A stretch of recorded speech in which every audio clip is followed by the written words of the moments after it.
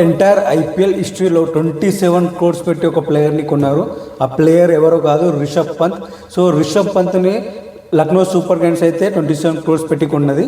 So ఎందుకు 27 crores పెట్టి కొన్నదంటే, so లక్నోకు captain కావాలి. ఇంతకుముందు అయితే కేఎల్ రాహుల్ ఉండే, కేఎల్ రాహుల్ని రిలీజ్ చేసేసింది లక్నో.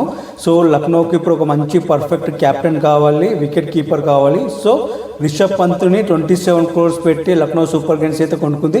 మనకు అందరికీ తెలిసిన విషయమే, Rishabh Pant one of the best player in the international cricket. So అతను లెఫ్ట్ హ్యాండ్ బ్యాట్స్మెన్, అలాగే వికెట్ కీపర్.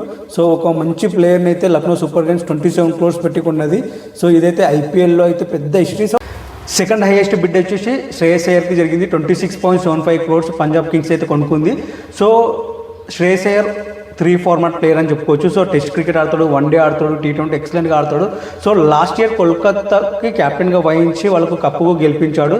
సో కోల్కతా అయితే శ్రేయస్ అయ్యర్ని రిలీజ్ చేసింది. ఎందుకు రిలీజ్ చేసిందో కూడా మాకు అర్థం అవ్వట్లేదు. బట్ పంజాబ్ కింగ్స్ అయితే ఈసారి కొనుక్కుంది. సో ఈసారి లక్ ఏమన్నా కలిసి వస్తుంది ఆ పంజాబ్ కింగ్స్కి శ్రేయస్ అయ్యర్ వల్ల, చెక్ చేయాలి మనము.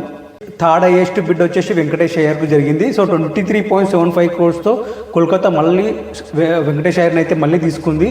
సో అతను perfect allrounder. So left hand batsmen and right hand medium pace చేస్తాడు.